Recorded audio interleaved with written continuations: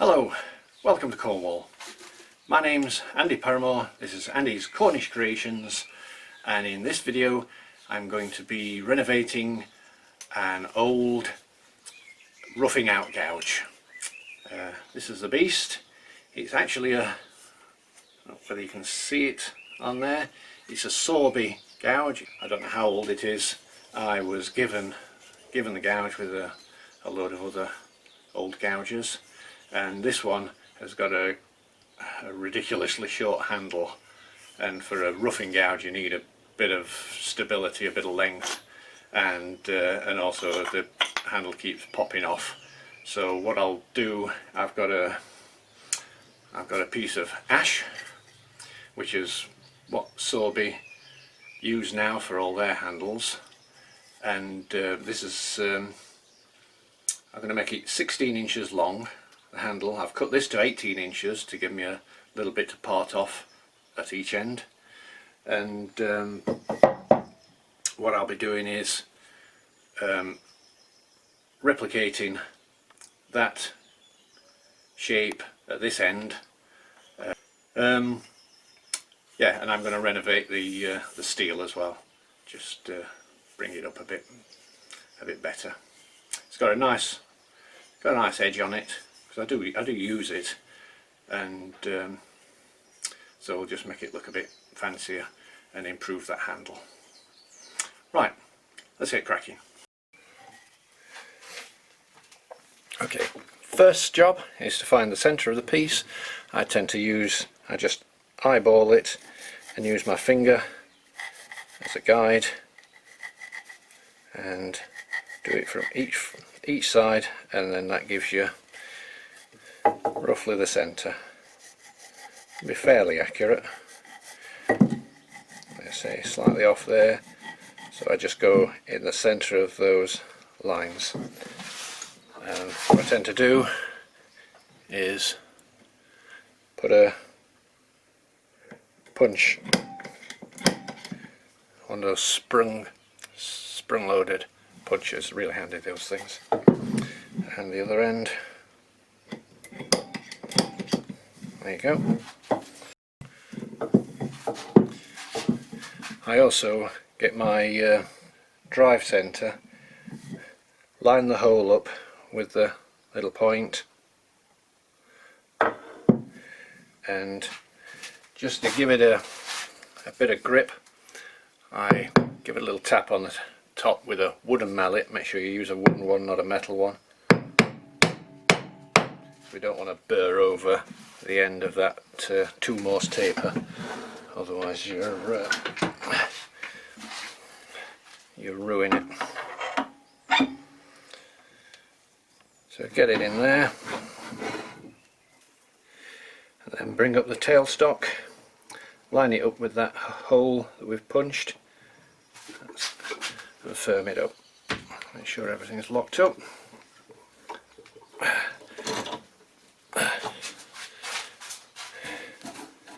And there we are, ready to go.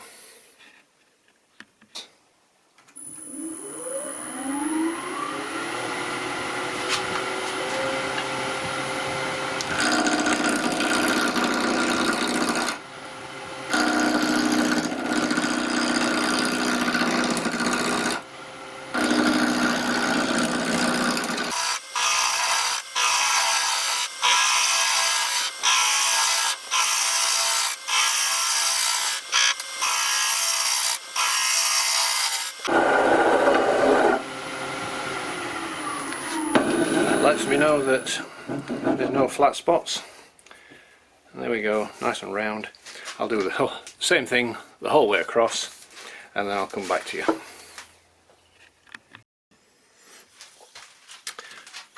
Right, we'll work on this end first. I want to mark out the length, and then where the handle starts. So I've got the calipers, I've got that dimension, which I'm going to take down to there, and I've also got this dimension, which I'm going to turn this side too. Then I'm not going to taper it down to this. I'm just going to take this down first, because it'll weaken the length of it. So I'll just get this sorted out, then I'll turn the handle, the rest of the handle, and then come back to this and just turn this down to this, which is relatively small point, just before potting it off.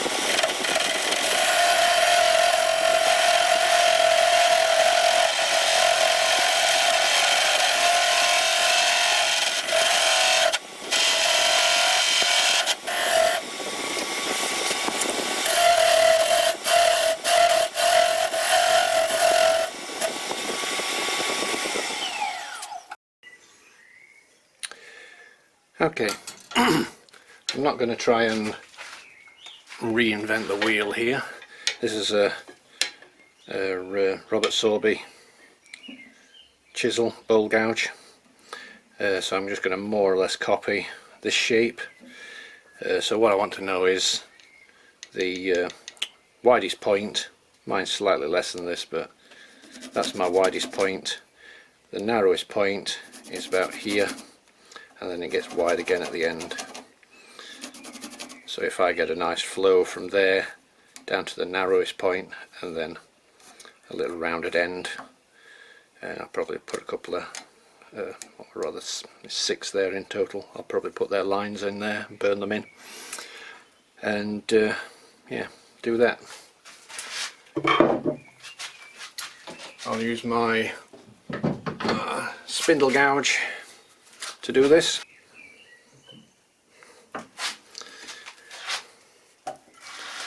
Okay.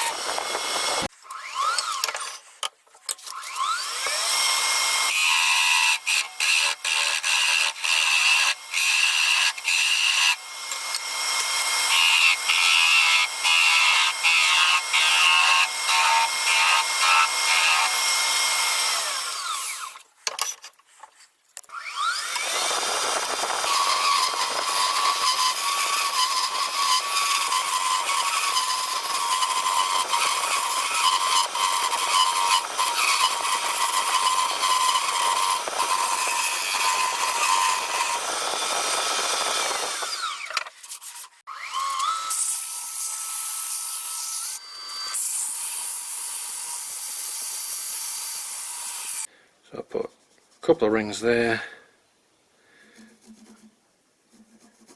rings there, and there.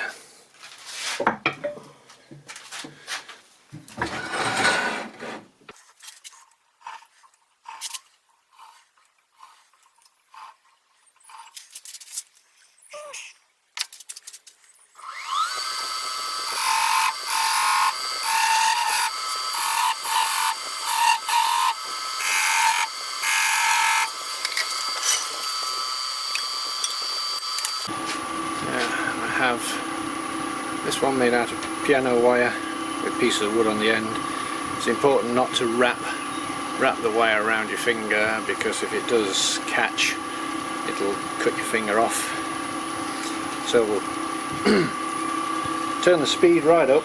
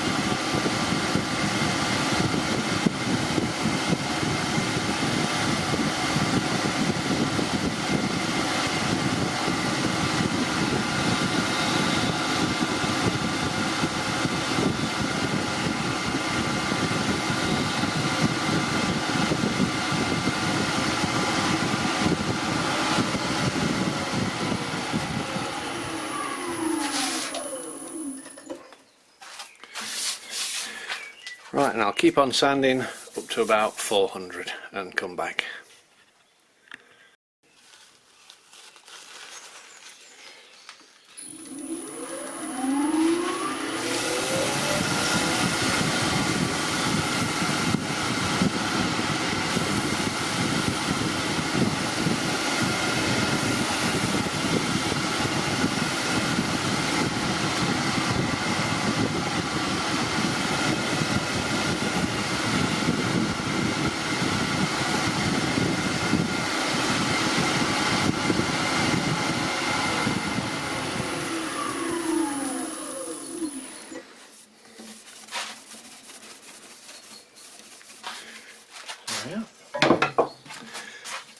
It's pretty similar, a little bit thinner just there, but a nice shape nonetheless.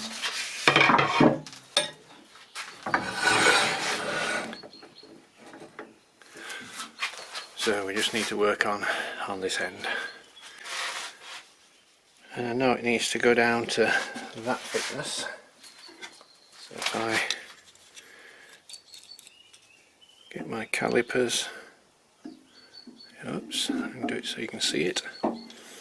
Get my calipers down to that kind of thickness, and then I'll take that down.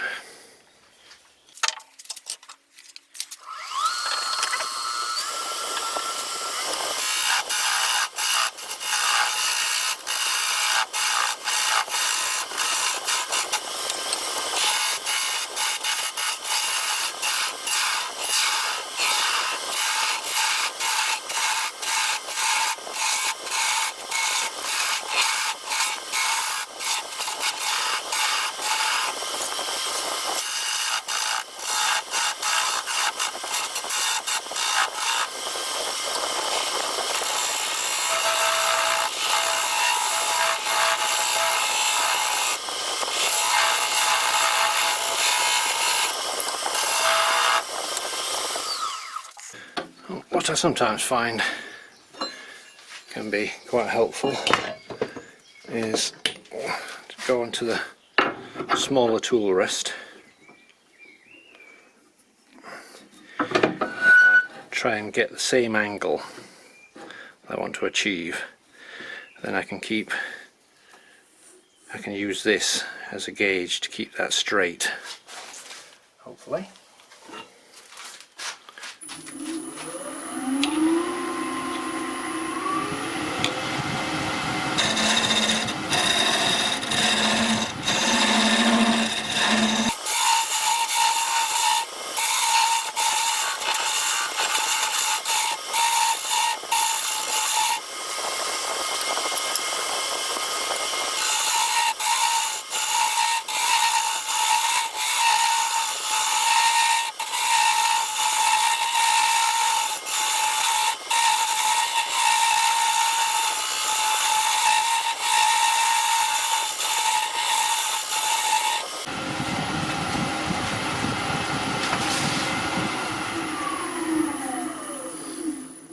Right, that should be about it.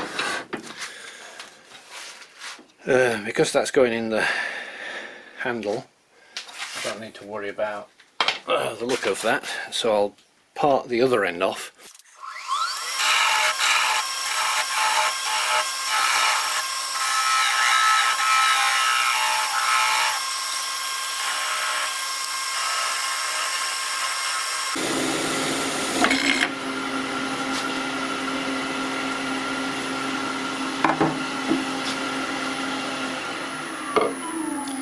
There you go, a little bit of sanding on there, not a lot, and then I'll just cut that end off there with a saw and we'll try it in.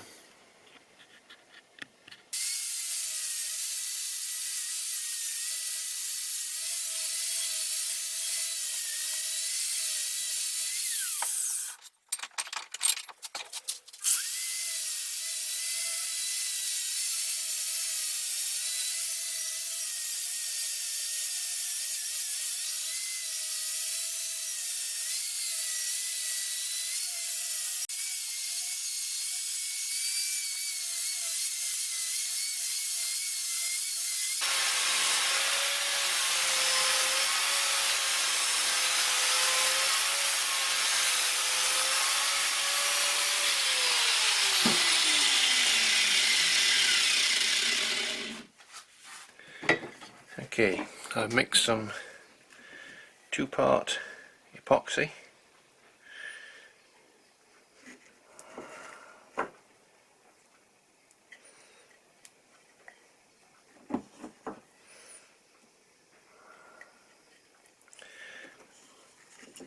I've got it to a point where I think it's going to go in okay, but I couldn't drive it the whole way in because I didn't think I'd be able to get it back out again, so I'm hoping that it's going to go fully in. I've got a mark where I've got the best fit I think I've got there, and with a wooden mallet I'll give it some cosh.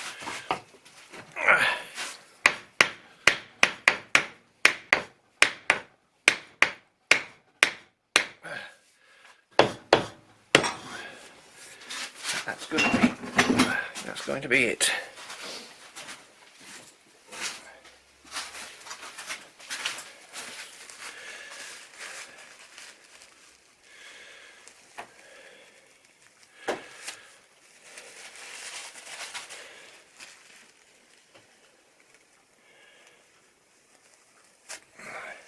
Wipe off the excess epoxy.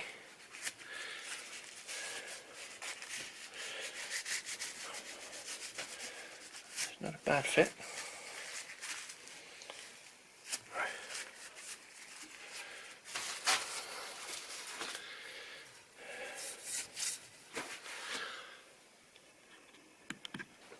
Okay, so there we have it. You can see the Sorby indent now a little bit clearer, but yeah, it's from that little stubby thing, which was pretty much useless, to a proper sized handle. The overall measurement now is it's 2 foot long, 600mm, so it's a good tool now, and you can fit it down the side of your hip and hold it there, but it's a nice smooth transition through the handle, and a much better bit of kit. It's nice and shiny. Right, anyway, if you enjoyed the video, please give it a thumbs up, share, and please leave a comment. I will reply to them all. Anyway, from here, another sunny day in Cornwall. My name's Andy Paramore from Andy's Cornish Creations, I'll put some stills up at the end. But thanks for watching. See you next time. Bye bye.